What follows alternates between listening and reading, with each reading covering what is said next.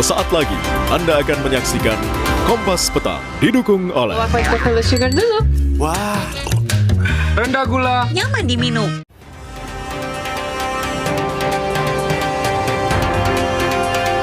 Polisi menangkap sopir taksi daring yang memerkosa penumpangnya saat perjalanan menuju Bandara Soekarno-Hatta.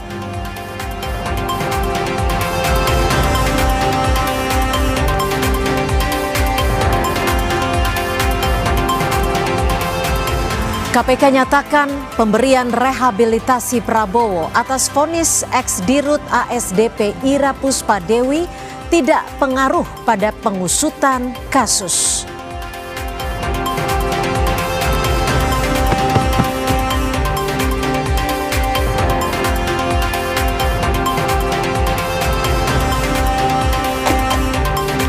Ibu Alvaro mengungkap adanya ancaman penculikan yang pernah disampaikan ayah tiri Alvaro sebelum putranya ditemukan meninggal dunia.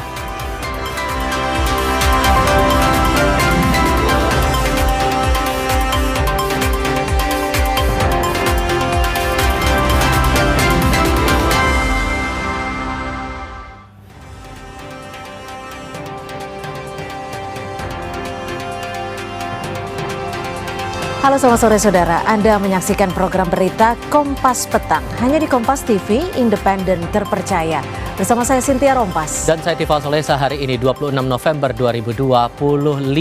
Kami mulai jumpa kita dengan informasi bencana longsor di Sumatera Utara. Banjir bandang menerjang sejumlah wilayah di Tapanuli Tengah. BPBD Sumut mencatat hingga Rabu sore 13 orang dilaporkan meninggal dunia. 9 korban di Tapanuli Selatan, 4 lainnya di Tapanuli Tengah. Bantuannya Bapak Ibu, perumahan di depan Matauli sudah tertimbun, ada puluhan ini manusia ini yang tertimbun ini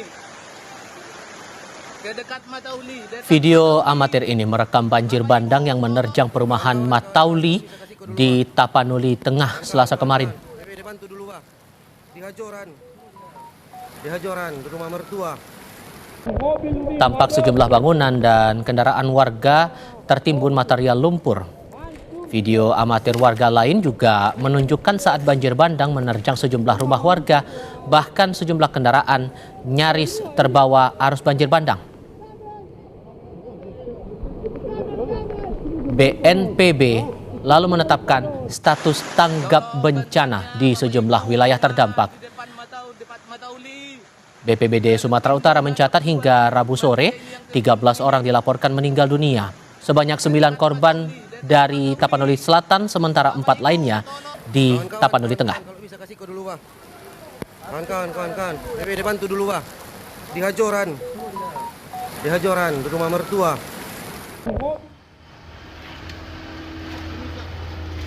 Sementara di Tapanuli Selatan, saudara, imbas tanah longsor, lalu lintas dari arah Medan menuju Tapanuli Selatan dan dari arah Sibolga menuju Tapanuli Selatan lumpuh total. Akibatnya kendaraan dari kedua arah tidak bisa melintasi kawasan ini. Para pengendara terpaksa mengantre sambil menunggu air surut. Menurut pengemudi, jalur tidak bisa dilintasi sejak Selasa malam. Personel TNI Polri mengerahkan 2 unit alat berat untuk membuka akses jalan yang tertimbun material longsor menuju Kabupaten Tapanuli Tengah.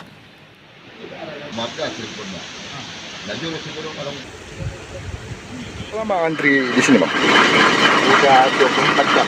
24 jam? Ya. Ya, Abang dari mana mau kemana ini, Bang? Aku dari Sumbar mau ke Tanjung Balai. Mau ke Tanjung Balai. Nah, terus apa yang bisa kita lakukan, Bang? Hanya menunggu aja ya? Menunggu lah. Iya. Nggak ada alternatif lain. Ya. Tapi udah ada nggak tanda-tanda surutnya, Bang? Sampai sekarang? Belum, masih naik kalau. Tolong bantuannya Bapak Ibu, perumahan di depan Matauli. Ya, beberapa titik jalan, ruas jalan itu terputus. Nah, begitupun dengan akses jalan utama, jalan nasional.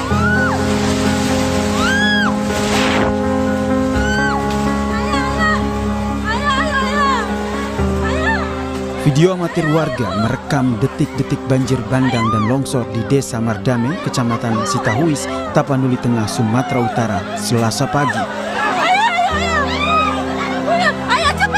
4 orang yang merupakan satu keluarga meninggal dunia setelah rumah yang mereka tempati tertimbun longsor.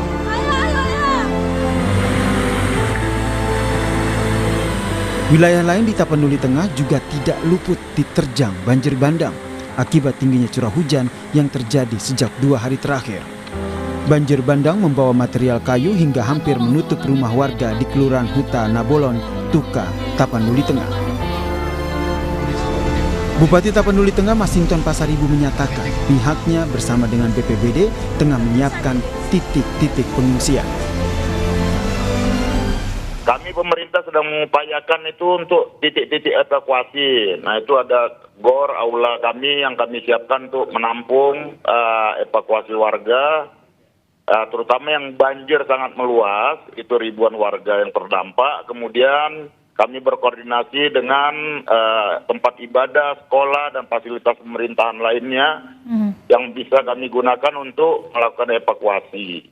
Nah, di situ kami siapkan dapur umum dari Dinas Sosial dan juga pelayanan kesehatan. Kau nahanin kereta kita, Kak.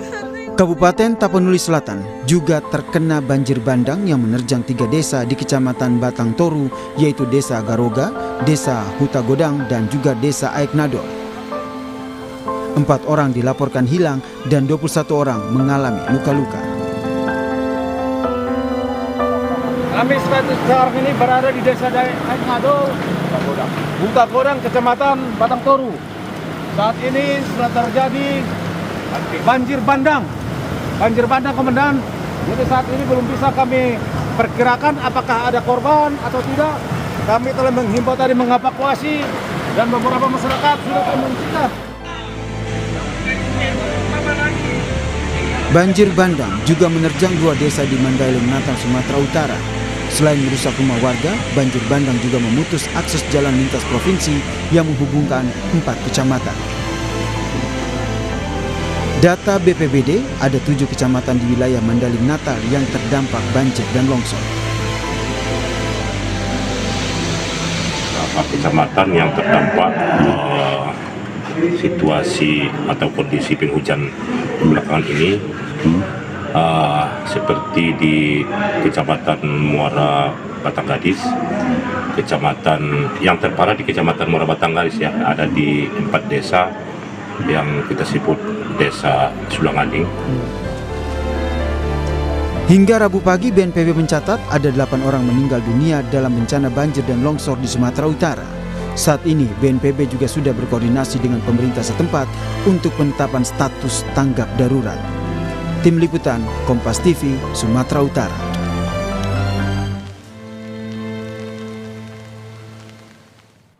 Sementara itu di Sumatera Barat, hujan deras yang melanda Kabupaten Tanah Datar menyebabkan jembatan Jorong Sungai Rayo di Kecamatan 10 Koto Tanah Datar terputus. Akibatnya 18 keluarga di Jorong Sungai Rayo terisolasi. Sebagian jembatan hanyut tersapu derasnya arus sungai. Warga yang bermukim di sepanjang bantaran sungai diminta waspada dan mengungsi jika debit air tiba-tiba meningkat.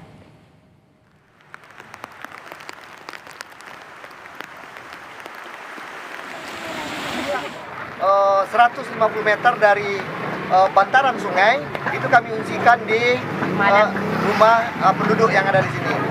Kami bersama Brimob dan Kodim juga Polres itu sudah membuat dapur umum dan juga tenda-tenda untuk mengungsi, yang mana dalam keadaan seperti ini bagaimana kami segera bisa menangani. Yang pertama memitigasi bagaimana masyarakat kami selamat dulu.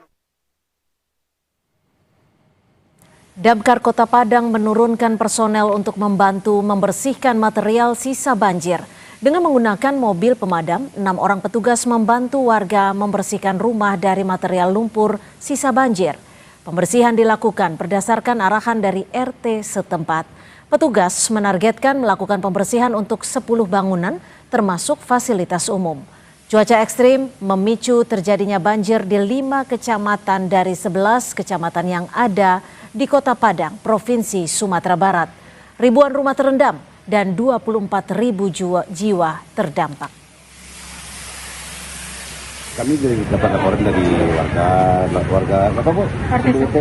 Batu Busuk di RT 1 RW 3 melaporkan dari BRT untuk kegiatan penyemprotan warga yang terkena imbas banjir. Saudara, untuk mengetahui penanganan pasca banjir bandang dan longsor yang menerjang sejumlah wilayah di Sumatera Utara, kita tanyakan langsung kepada jurnalis Kompas TV, sudah ada Emir Syahpurba dan juru kamera Bahri. Emir, bagaimana proses evakuasi warga pasca terjangan banjir dan longsor yang terjadi, Emir? Ya, Cynthia dan juga saudara, tentunya untuk sampai dengan melakukan upaya evakuasi tersebut, sejumlah daerah masih terisolir. Sejumlah daerah di Tapanuli Selatan juga di Tapanuli Tengah. Sementara itu, Cynthia dan juga saudara, korban jiwa dari bencana alam yang terjadi di sejumlah daerah di Sumatera Utara ini ada 13 orang meninggal dunia yang kita dirincikan. Cynthia dan juga saudara, 9 dari korban tersebut merupakan korban dari bencana banjir bandang yang terjadi di Tapanuli Selatan. Sementara 4 orang lainnya adalah korban dari bencana longsor yang terjadi di Tapanuli Tengah. Ya, Cynthia dan juga saudara, pasca banjir bandang dan juga longsor yang terjadi di Tapanuli Selatan, siang tadi personil gabungan dari TNI Polri menurunkan 2 ekskavator untuk melakukan pembersihan jalan dari material longsor ya di daerah Desa Ainabara, Tapanuli Selatan. Beberapa lokasi jalan yang tertimbun tanah longsor mengakibatkan arus lalu lintas dari arah Medan menuju Tapanuli Selatan dan dari arah Sibolga menuju Tapanuli Selatan mengalami putus total. Sehingga Cynthia dan juga saudara, para pengguna jalan yang akan melewati jalan tersebut diimbau untuk mencari alternatif lain dari Kabupaten Asahan. Sementara itu masih dari Tapsel, luapan Sungai Batang Angkola juga memutus akses jalan lintas lintas tengah Sumatera, di mana luapan Sungai Batang Angkola yang berada tepat di pinggir jalan mengakibatkan jalan lintas tengah mengalami ataupun tergenang banjir setinggi 1 meter yang mengakibatkan kendaraan tidak bisa melewati jalan tersebut yang pada akhirnya mengakibatkan kemacetan yang panjang. Ya saudara, juga peristiwa longsor dan juga banjir bandang ini selain di Tapanuli Selatan dan juga Tapanuli Tengah juga terjadi di beberapa daerah di Sumatera Utara lainnya, seperti di Tapanuli Utara, Cynthia dan juga saudara, puluhan rumah terdampak banjir dan mengakibatkan 2 jembatan yang menjadi akses warga terputus akibat adanya peristiwa banjir bandang. Sementara itu di Sibolga, Cynthia dan juga saudara, banjir menerjang beberapa kecamatan yang mengakibatkan rusaknya infrastruktur rumah warga dan menyeret kendaraan warga. Dan tentunya Cynthia dan juga saudara, kita masih menunggu untuk data pasti berapa sebenarnya yang menjadi korban jiwa dari peristiwa bencana alam yang terjadi di Sumatera Utara ini, dan berapa ratus orang juga yang mengalami luka-luka ataupun terdampak. Adapun sendiri untuk evakuasi masih terus dilakukan pemerintah daerah, seperti di Tapanuli Tengah, Cynthia dan juga saudara, posko pengungsian telah didirikan, begitu juga dengan distribusi bahan-bahan pokok dan bantuan untuk nantinya dapat membantu pengungsi beberapa hari ke depan. Baik, terima kasih atas laporan jurnalis Kompas TV Emir Syahpurba dan juru kamera Bahri dari Sumatera Utara. Polisi menangkap sopir taksi daring yang memerkosa penumpangnya saat perjalanan menuju Bandara Soekarno-Hatta. Lengkapnya sebentar lagi.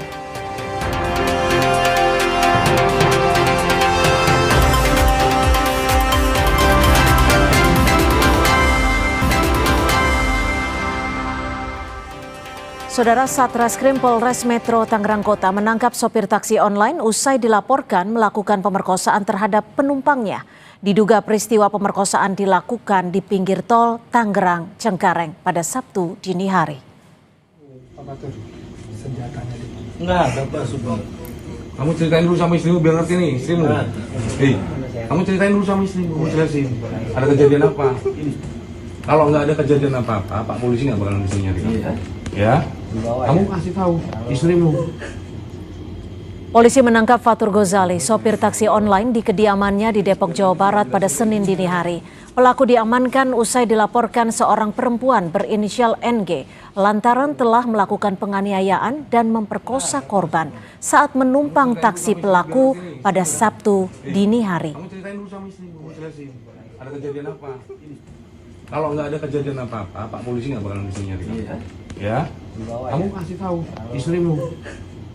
Jangan ini kan. Iya, nempel gini. Tambah di kiri.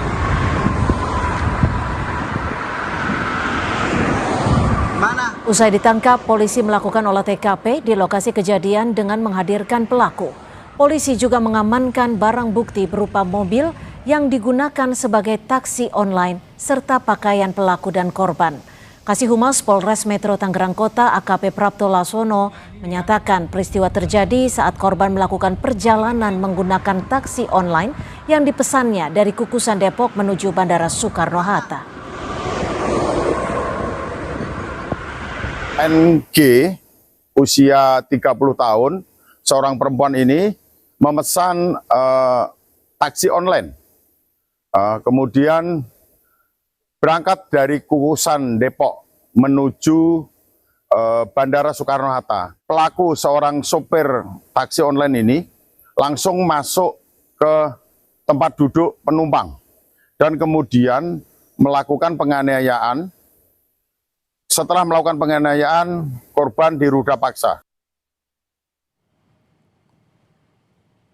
Sabtu dini hari 22 November 2025, korban seorang perempuan memesan taksi daring dari kawasan Kukusan Depok menuju Bandara Soekarno-Hatta. Sopir dan penumpang kemudian melakukan perjalanan ke Bandara Suta melalui tol Tangerang Cengkareng.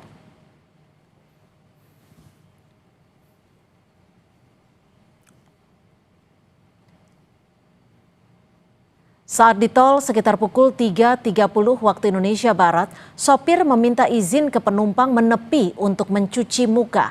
Kepada penumpang, sopir mengaku mengantuk. Di lokasi ini diduga tindak kejahatan dilakukan sopir taksi daring terhadap korban. Sebelum kemudian aksi kejahatannya, polisi tak membutuhkan waktu lama untuk menangkap pelaku.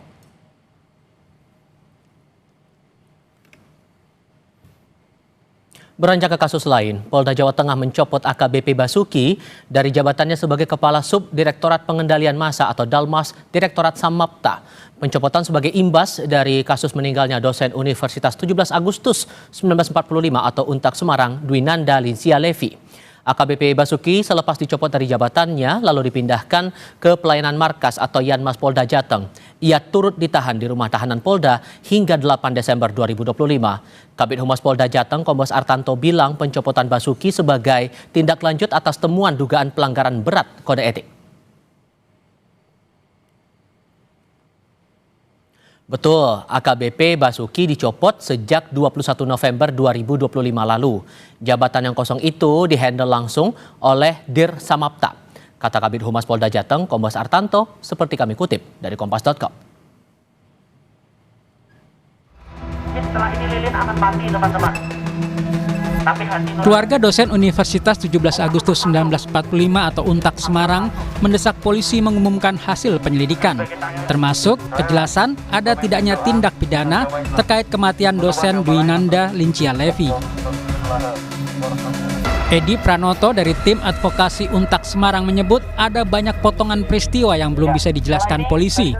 Salah satunya terkait rentang waktu 9 jam terkait informasi meninggalnya Levi yang baru diterima pihak kampus sekitar pukul 14.30 siang.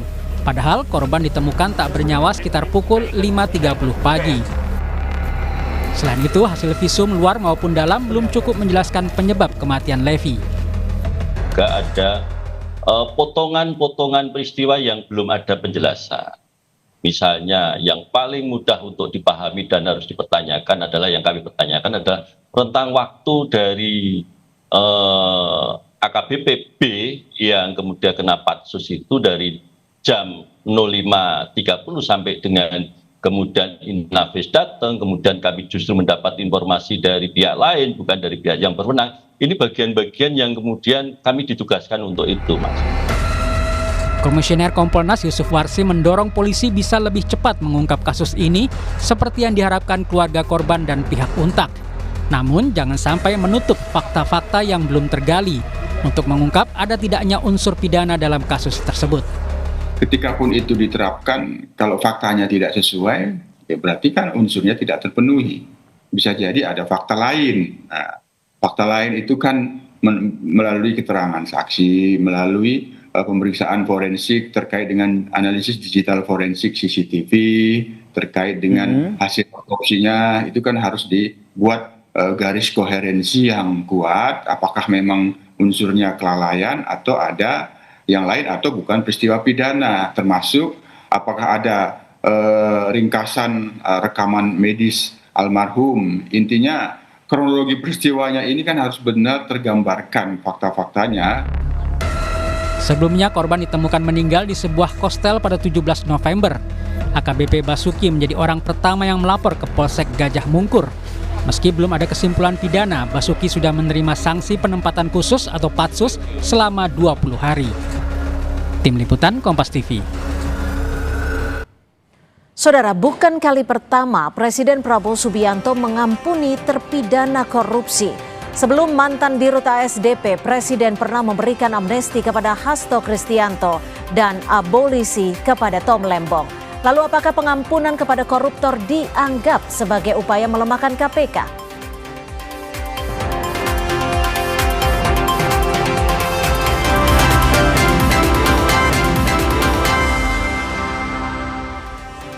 Bertemu kembali, Saudara. KPK merespons pemberian rehabilitasi kepada mantan Direktur Utama PT ASDP Ira Puspadewi dan 2 terdakwa lain oleh Presiden Prabowo Subianto. KPK menyebut proses penyidikan, penyelidikan hingga penuntutan kepada 3 terdakwa sudah melalui uji hukum dan dinyatakan sah secara formil maupun material. Artinya, menurut KPK, apa yang dilakukan KPK termasuk memenangkan pra-peradilan hingga putusan majelis hakim membuktikan proses kasus dugaan korupsi akuisisi PT JN oleh PT ASDP tidak cacat hukum. Formil maupun material sudah diuji dan sudah selesai.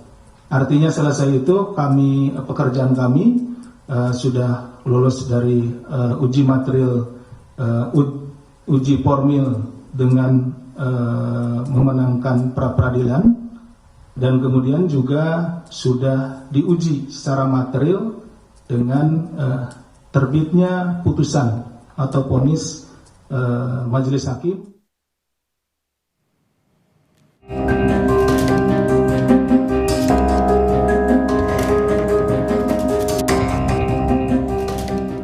Presiden Prabowo Subianto memberikan rehabilitasi kepada mantan Direktur Utama PT ASDP Ira Puspadewi dan 2 terdakwa lainnya. Sebelumnya, Ira divonis 4 tahun 6 bulan penjara, denda 500 juta rupiah, subsidiar 3 bulan kurungan penjara dalam kasus korupsi kerjasama akuisisi PT Jembatan Nusantara oleh PT ASDP. Pengumuman rehabilitasi disampaikan Wakil Ketua DPR Sufmi Dasko Ahmad di Istana Negara kemarin.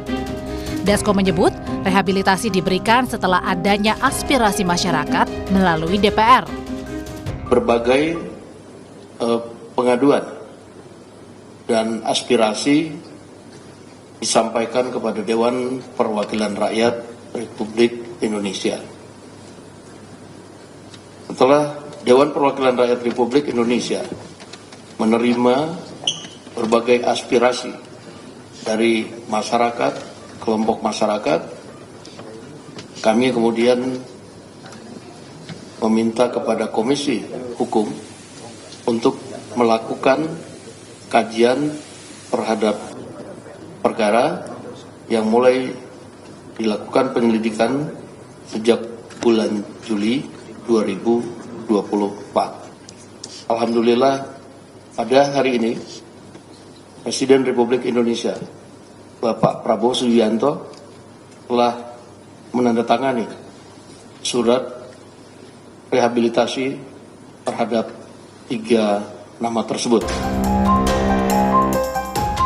Merespons hal ini, KPK menghormati keputusan Presiden Prabowo. Presiden memiliki hak prerogatif atau hak istimewa yang harus dihormati semua pihak. KPK menghormati ya keputusan rehabilitasi yang diberikan oleh Presiden sebagai hak prerogatif dari Presiden ya kepada 3 direksi PT ASDP tersebut. Dugaan kasus korupsi Ira Puspadewi mendapat sorotan dari masyarakat. Di media sosial beragam dukungan muncul. Narasi yang dimunculkan pengguna medsos adalah kasus Ira disebut mirip seperti Tom Lembong. Mantan Dirut ASDP tidak ambil uang sepeser pun tapi dianggap merugikan negara hingga 1,25 triliun rupiah. Usai vonis berlangsung, terdakwa Ira pun mengatakan ia tidak mengambil keuntungan sepeser pun. Akuisisi PT JN adalah aksi strategis untuk menguntungkan ASDP dan negara. Yang dinyatakan oleh majelis bahwa tidak ada sesen pun keuntungan pribadi yang kami ambil. Kemudian yang berikutnya kami ingin sampaikan bahwa akuisisi ini adalah aksi strategis yang bukan hanya baik atau menguntungkan untuk ASDP, tetapi untuk negara. Majelis Hakim telah memvonis Ira dan 2 terdakwa lainnya. Meski terbukti tidak menerima keuntungan finansial, Hakim menyebut perbuatan para terdakwa bukan kesalahan murni melakukan korupsi, melainkan perbuatan kelalaian berat tanpa kehati-hatian. Tim Liputan, Kompas TV.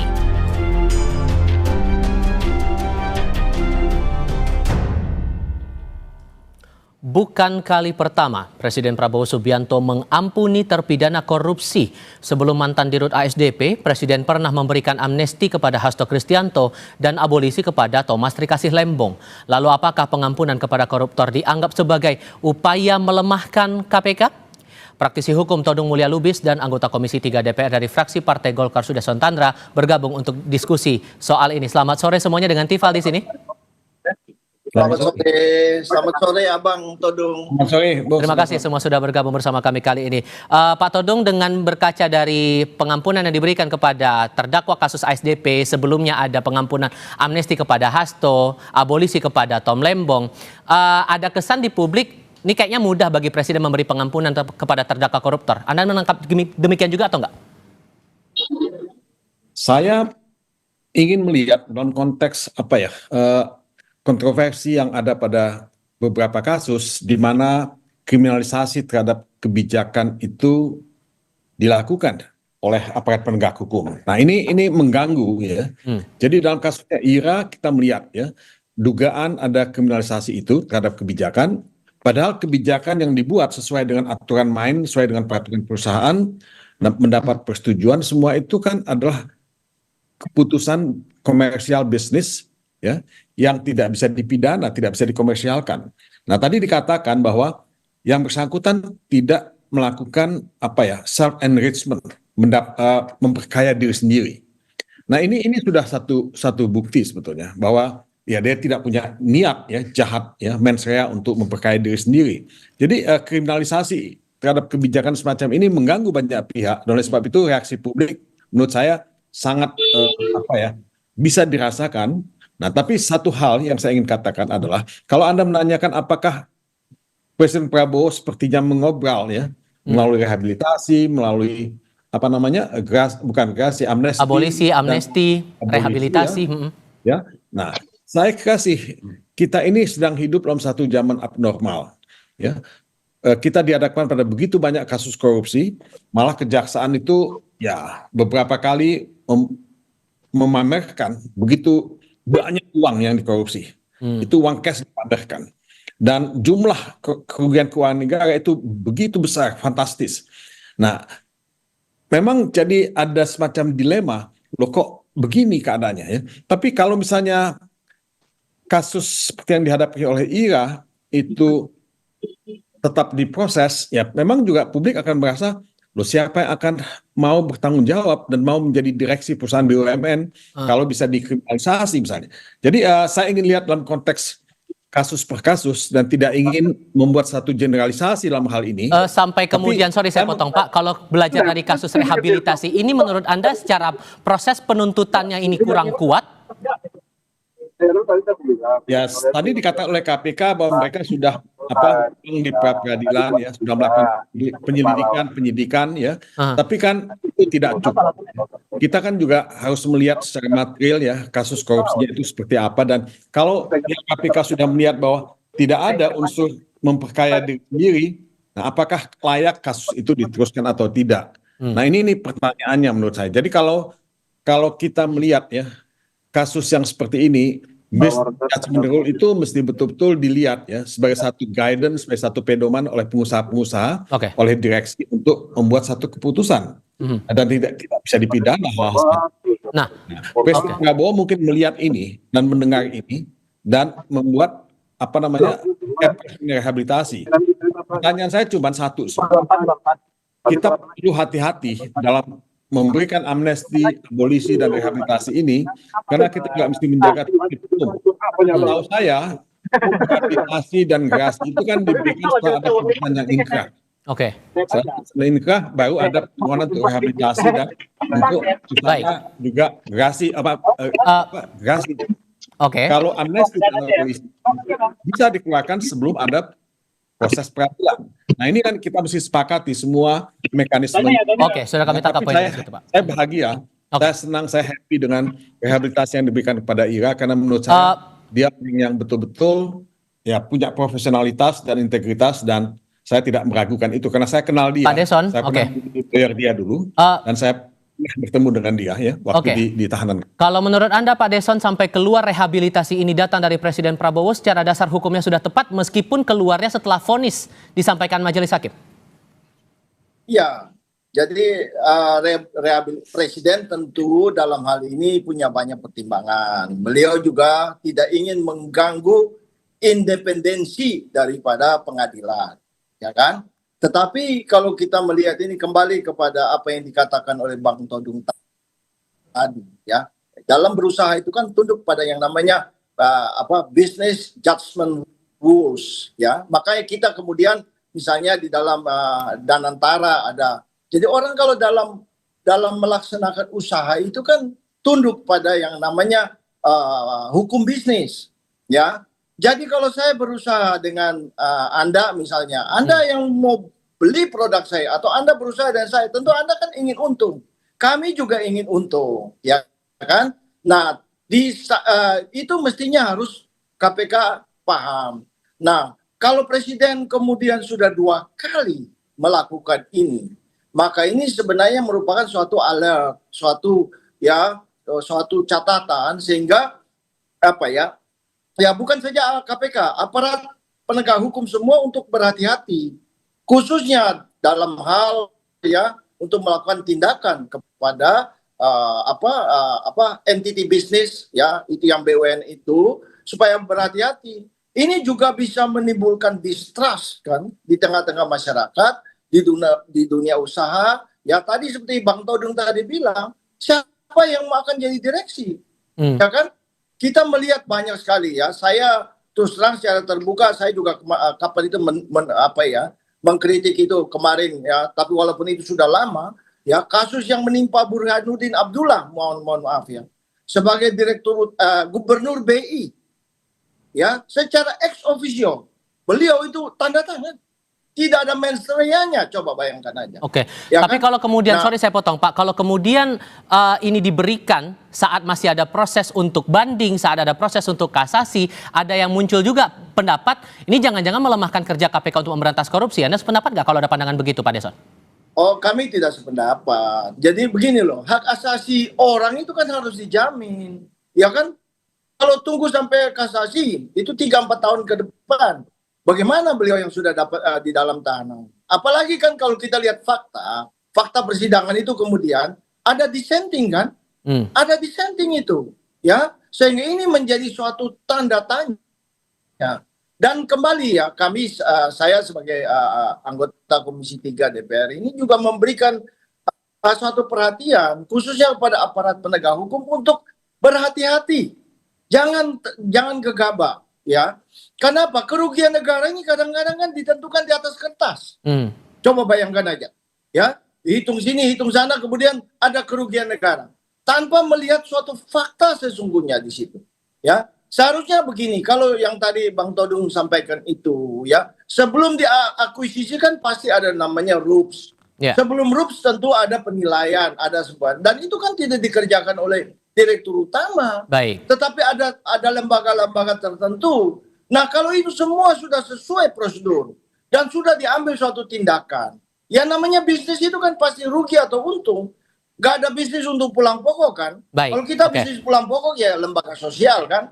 Kira-kira demikian. Oke, Pak Todung, kalau kemudian sudah ada rehabilitasi seperti ini, maka secara prinsipil Ira ini bisa langsung bebas atau ada prosedur lain dulu yang harus dilewati? Ya, itu kan ada dalil ya dalam hukum ya. Justice delay, justice denied. Ya. Jadi keadilan yang ditunda itu adalah penolakan terhadap keadilan. Jadi ya seharusnya ya dia sudah harus bebas dan dia bisa kembali mengerjakan tugasnya seperti sedia kala. Nah, itu yang mesti dilakukan. Kalau misalnya kita nanti bilang, oh ini ada prosedur yang mesti ditempuh, mesti ada begini segala macam. Menurut saya itu yang disebut justice delay, justice denied itu. Jadi ini ya tidak sesuai dengan apa ya cita rasa keadilan itu sendiri.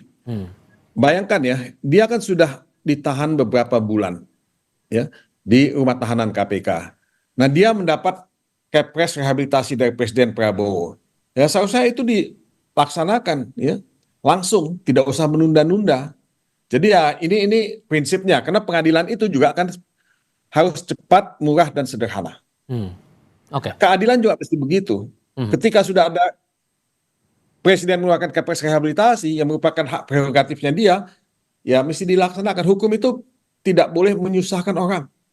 Ya. Nah, kalau ada dua hukum yang berbeda, ini kita belajar pidana dulu di Fakultas Hukum. Ya, satu yang hukumannya berat, satu yang lebih ringan, yang diperlakukan itu hukum yang lebih ringan, bukan hukum yang lebih berat.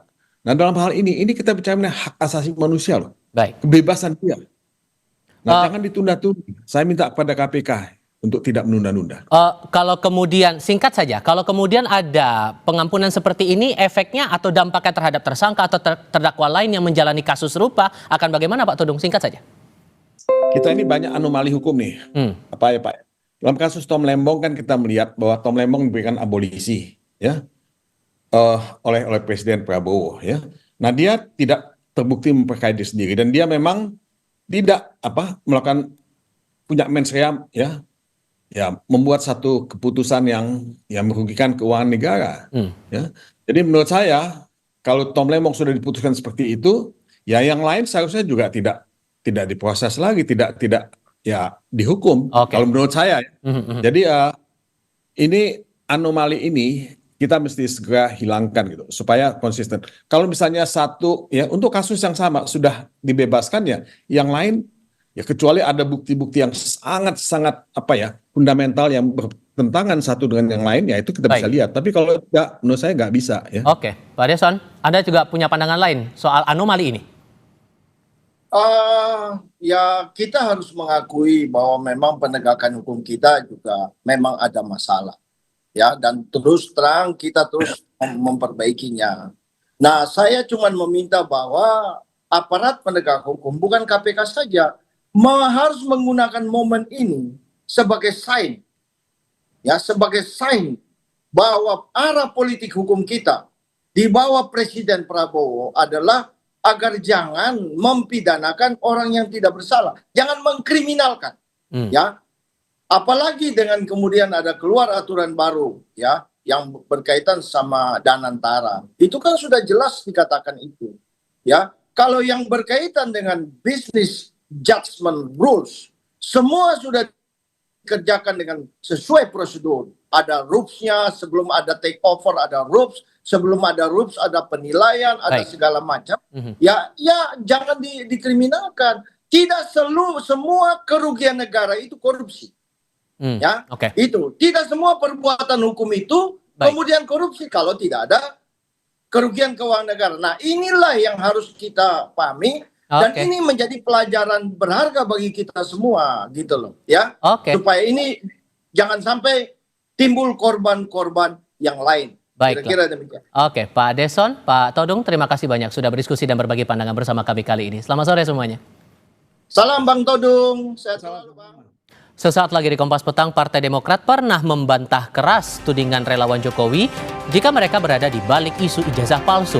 Namun belakangan beberapa politisi Demokrat kembali menyinggung isu itu di forum publik hingga memicu perdebatan baru dengan para pendukung Jokowi. Lengkapnya sebentar lagi.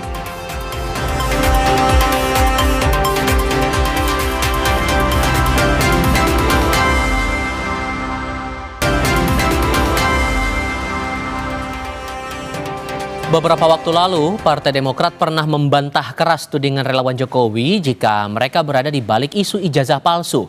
Namun belakangan, beberapa politisi Demokrat kembali menyinggung isu itu di forum publik hingga memicu perdebatan baru dengan para pendukung Jokowi.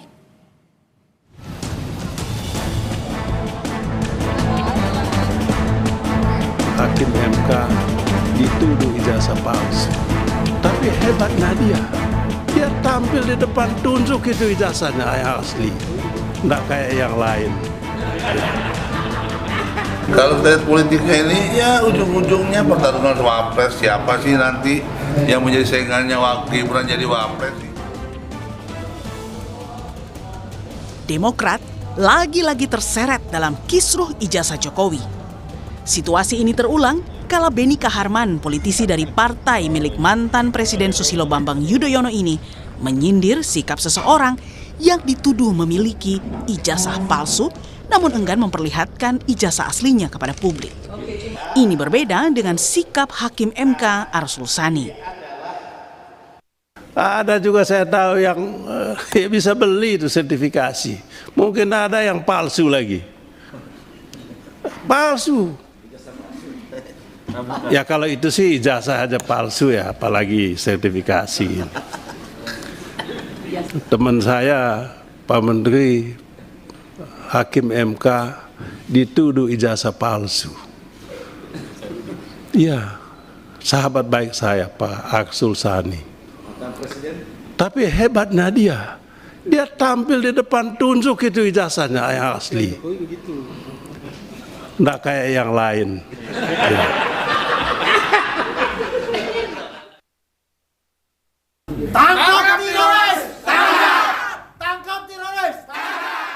Pernyataan Beni ini disikapi relawan Jokowi sebagai sebuah tanda tanya besar. Apakah Demokrat memang berada bersama kubu Roy CS yang konsisten menyerang mantan Presiden Jokowi? Saudara-saudara kita, relawan. Apa sih bedanya antara isu ijazah atau kasus ijazah Pak Jokowi dengan Arsul Sani? Jadi Arsul Sani tidak ada orang-orang seperti Roy Suryo dan kawan-kawan ini yang konsisten membenci Pak Jokowi. Tidak ada sekonsisten ini, saya nggak tahu nih.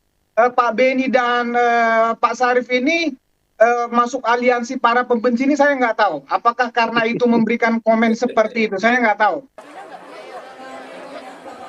Namun, tudingan upaya mendowngrade nama besar Jokowi melalui kasus ijazah dibantah anggota Majelis Tinggi Demokrat Syarif Hasan. Menurut Syarif, justru di era Presiden Jokowi, Partai Demokrat pernah mengalami upaya perebutan paksa oleh mantan Kepala Staf Presiden Muldoko yang diyakini diketahui Jokowi.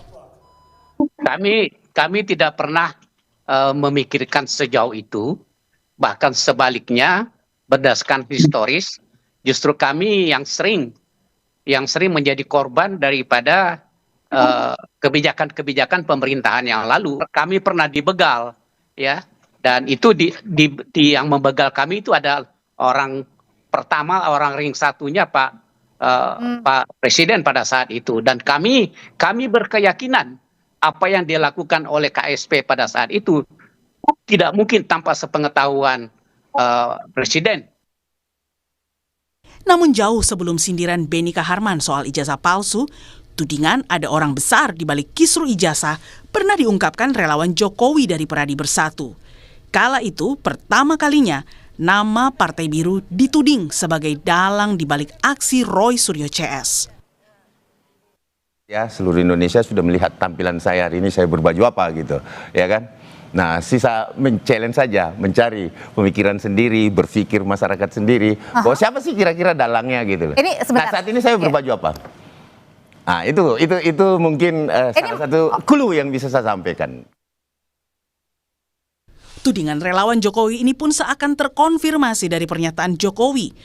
Kala itu, Jokowi yakin ada orang besar yang mengorkestrasi isu ijazah dan pemakzulan anaknya, Wapres Gibran. Ada agenda besar politik dalam tuduhan ijazah palsu maupun pemakzulan. Artinya memang ada orang besar, semua udah tahu lah. Kasih.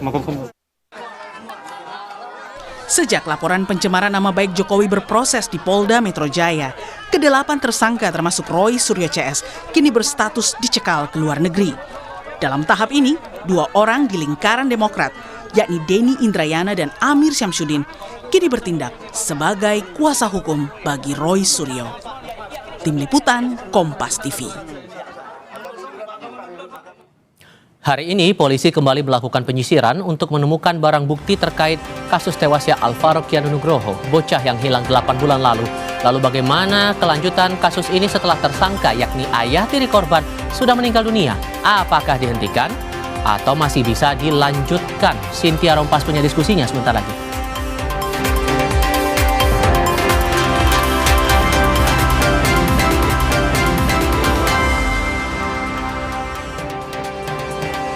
Saudara, hari ini polisi kembali melakukan penyisiran untuk menemukan barang bukti terkait kasus tewasnya Alvaro Kiano Nugroho, bocah yang hilang 8 bulan lalu. Penyisiran dilakukan di jembatan Cilalai, Tenjo, Bogor, Jawa Barat. Dalam penyisiran yang dilakukan selama 3 jam ini, tim Reskrim Polres Jakarta Selatan dibantu tim Dokes Mabes Polri dan K9. Polisi kembali menemukan sejumlah barang bukti yang langsung dibawa ke Rumah Sakit Polri Kramat Jati untuk diperiksa. Alvaro ditemukan meninggal usai 8 bulan dilaporkan hilang.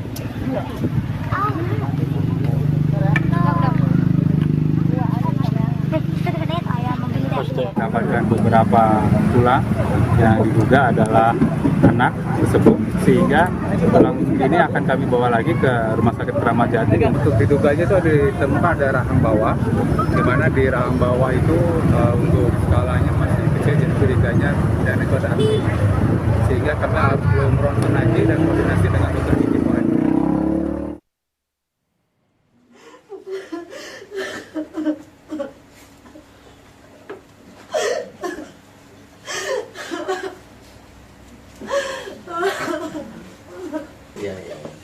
Sementara itu, ibu kandung Alvaro mengungkap soal ayah tiri Alvaro yang menjadi tersangka pembunuhan anaknya.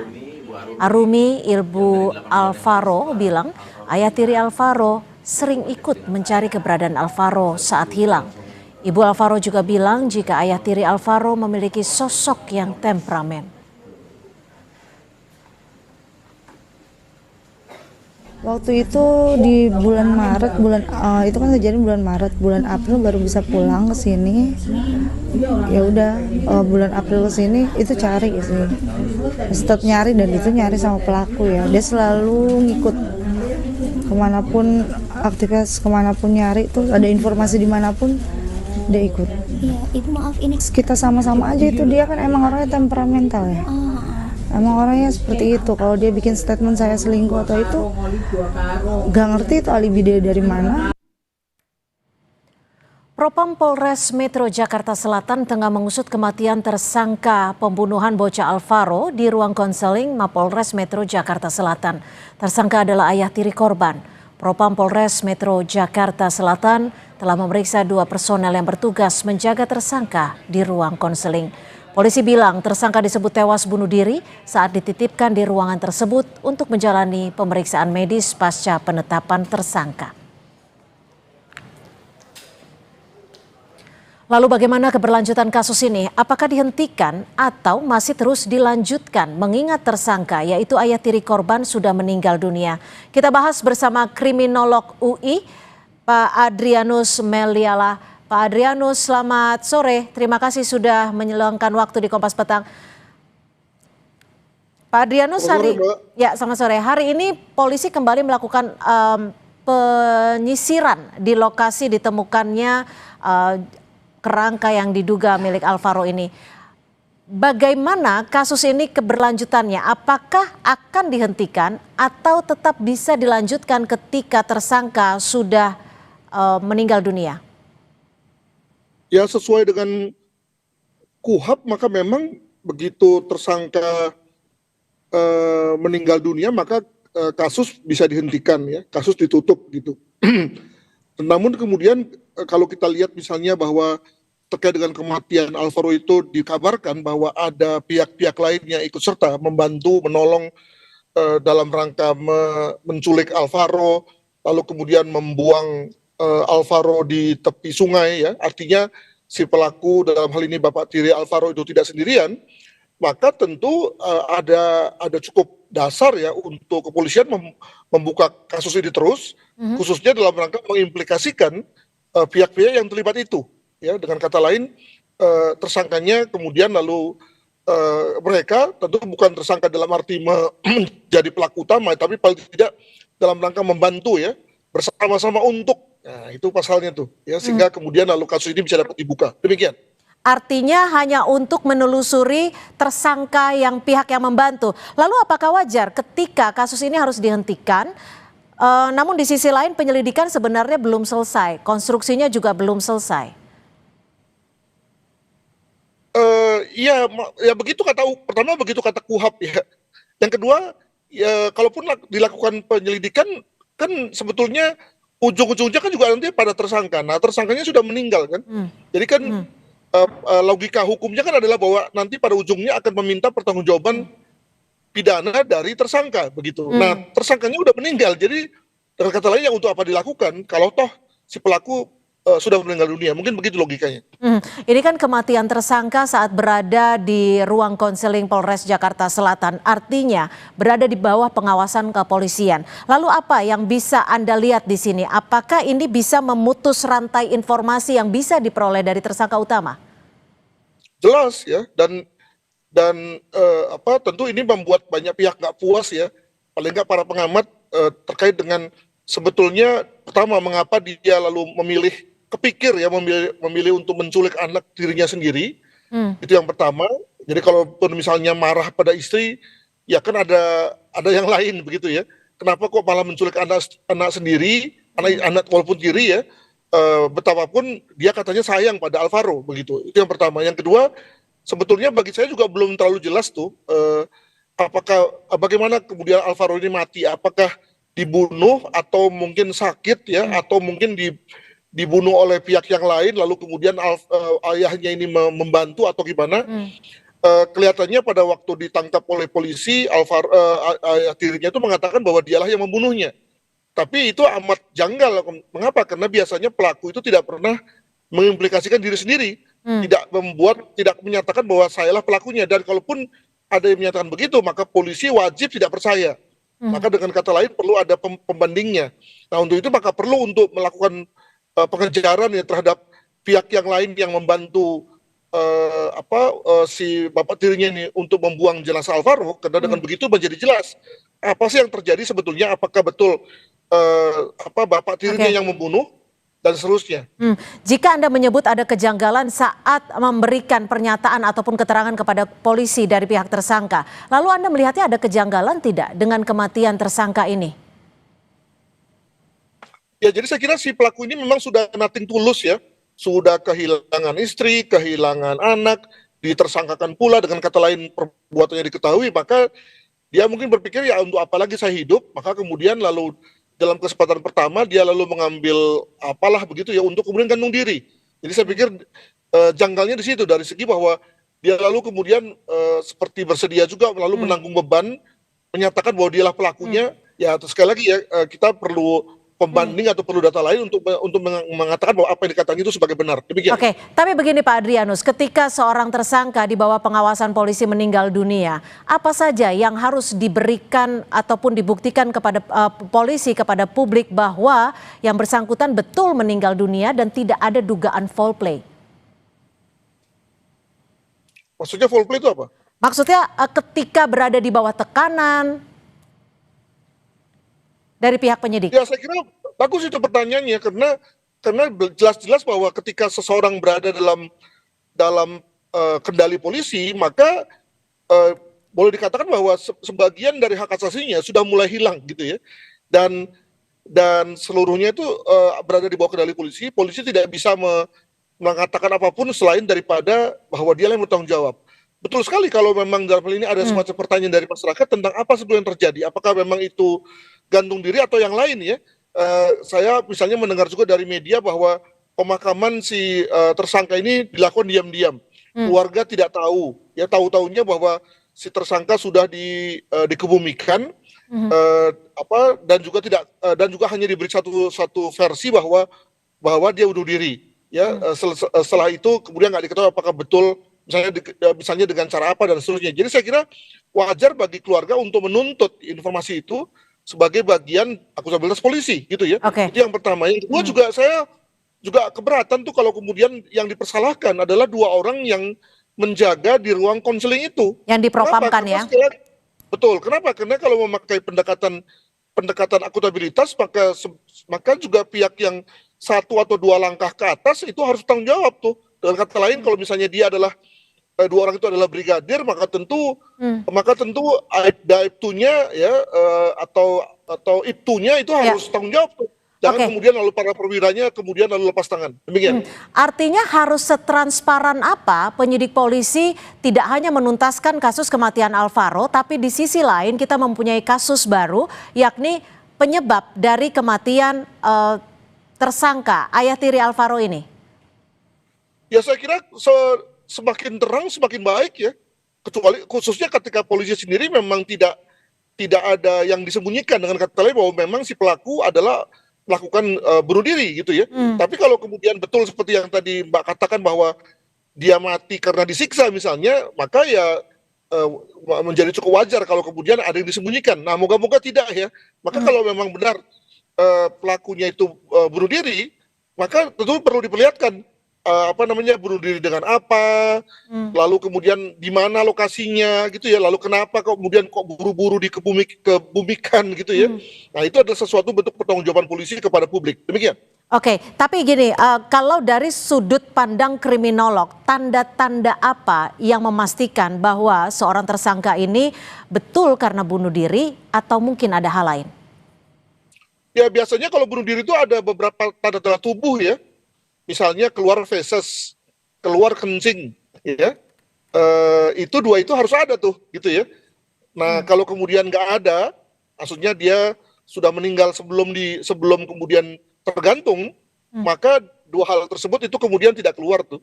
Makanya sekali lagi apakah dalam hal ini itu ada dan sempat diadakan pemeriksaan otopsi misalnya, nah saya kira enggak ya. Namun itulah ciri-ciri tubuh ketika bicara mengenai orang yang bunuh diri melalui digantung. Demikian.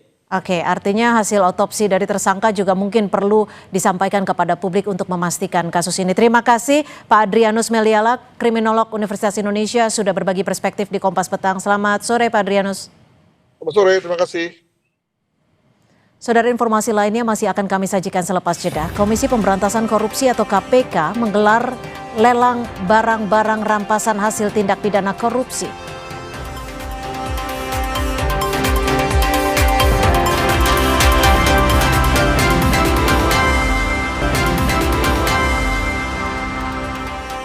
Saudara, Komisi Pemberantasan Korupsi menggelar lelang barang-barang rampasan hasil tindak pidana korupsi. Setidaknya 176 aset dari 33 perkara dilelang untuk masyarakat.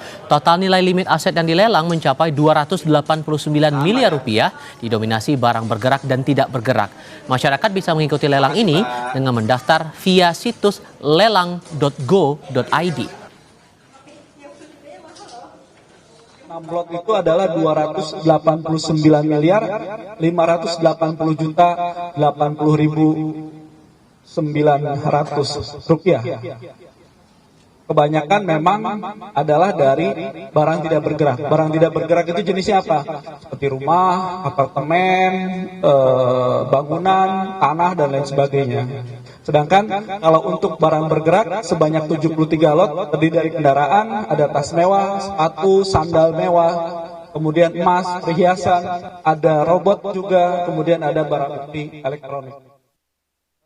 Saudara, Komisi Pemberantasan Korupsi atau KPK menggelar lelang barang-barang hasil rampasan hasil tindak pidana korupsi. Dan agenda lelang ini digelar dalam rangka memperingati Hari Anti Korupsi Sedunia pada tanggal 9 Desember 2025 mendatang. Dan di belakang saya ini sudah ada beberapa sejumlah barang yang nantinya juga akan dilelang pada sampai dengan 9 Desember 2025 nanti. Ada beberapa unit mobil dengan kisaran harga mulai dari 100 juta sampai dengan 800 juta dan juga ada 2 sepeda road bike dengan harga 10 juta sampai 30 juta. Namun saudara, ada satu barang yang menarik perhatian saya karena barang ini merupakan barang yang nilainya paling tinggi, yaitu satu unit mobil Lexus Type L X570 berwarna putih ini. Untuk mekanisme bagaimana cara peserta yang ingin mengikuti lelang ini, tadi saya sempat berbicara dengan Jaksa Eksekusi KPK Leo Sukolo, mengatakan bahwa saudara hanya perlu mendaftarkan diri lewat lelang.go.id yang dimana semua pendaftaran dan proses pendaftaran lelang ini semuanya secara online atau daring, dan persyaratan yang harus disiapkan hanya perlu KTP, NPWP, dan juga buku tabungan atau nomor rekening. Jadi mudah sekali. Nah, dan untuk penutupan lelangnya nanti akan pada tanggal 9 Desember 2025. Dan KPK berharap dengan adanya lelang ini masyarakat dapat melibatkan diri lagi untuk mendukung gerakan anti korupsi sedunia, karena dengan semakin banyaknya masyarakat yang mengikuti lelang ini, semakin besar pula nilai pengembalian aset yang dapat dikembalikan ke kas negara. Medina Andas, Muhammad Jamzari, Kompas TV, Jakarta. Saudara, kita ke informasi lain. Yahya Khalil Stakuf atau Gus Yahya menolak melepaskan jabatan Ketua Umum PBNU meski telah keluar surat edaran soal statusnya yang tidak lagi menjabat posisi tersebut. Menurut Gus Yahya, surat edaran tersebut tidak memenuhi standar NU, yakni tanpa tanda tangan 4 orang dari unsur Syuriah dan Tanfikiyah, sehingga surat edaran yang berisi pemberhentian itu tak bisa disahkan. Ia pun menegaskan tidak bisa dimundurkan kecuali lewat forum muktamar. Nah, kenapa tidak sah? Ini. Pertama, karena surat itu tidak memenuhi standar administrasi NU yang sudah diatur di dalam satu set aturan di lingkungan NU,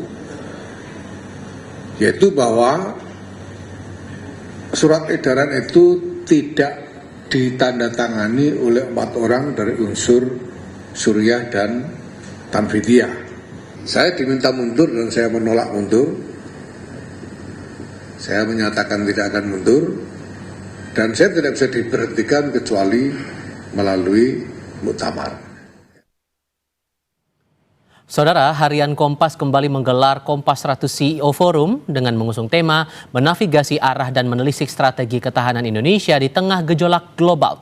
Forum ke-16 ini digelar di AIS BSD Tangerang, Banten. Forum dihadiri CEO Kompas Gramedia Lilik Utama. Sejumlah Menteri Kabinet Merah Putih hadir seperti Menteri Investasi dan Hilirisasi Rosan Perkasa Roslani, Menteri Koperasi Ferry Juliantono, dan Menteri Perindustrian Agus Gumiwang Kartasasmita. Forum ini mengajak para pemangku kepentingan untuk bersama-sama menelisik arah kebijakan, menakar efektivitas strategi yang telah dijalankan, dan merumuskan langkah kolektif untuk memastikan Indonesia tetap tangguh dan berdikari di tengah perlambatan ekonomi global. Visi bersama Indonesia Maju menuju Indonesia Emas 2045 sangat dibutuhkan kerjasama erat antara pemerintah, dunia usaha, perguruan tinggi, serta pihak manapun yang punya niat baik untuk membangun dan mensejahterakan bangsa ini.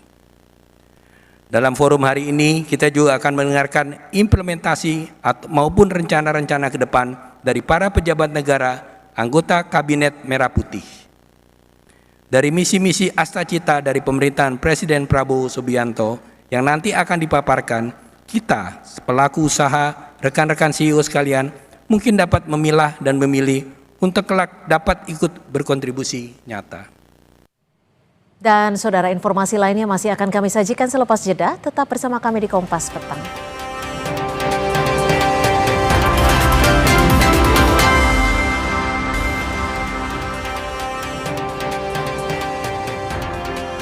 Banjir bandang menerjang sejumlah wilayah di Sumatera Utara. BPBD Sumut mencatat hingga Rabu sore 13 orang dilaporkan meninggal dunia.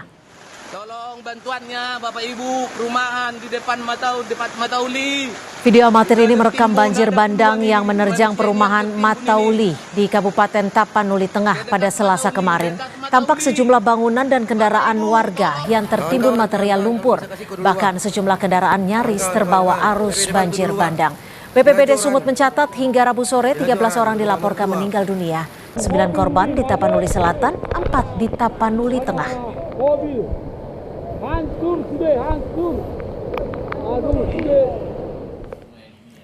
Dan sekian Kompas Petang untuk kali ini. Saya Tifal Solesa. Dan saya Cynthia Rompas. Terima kasih, selamat sore, sampai jumpa.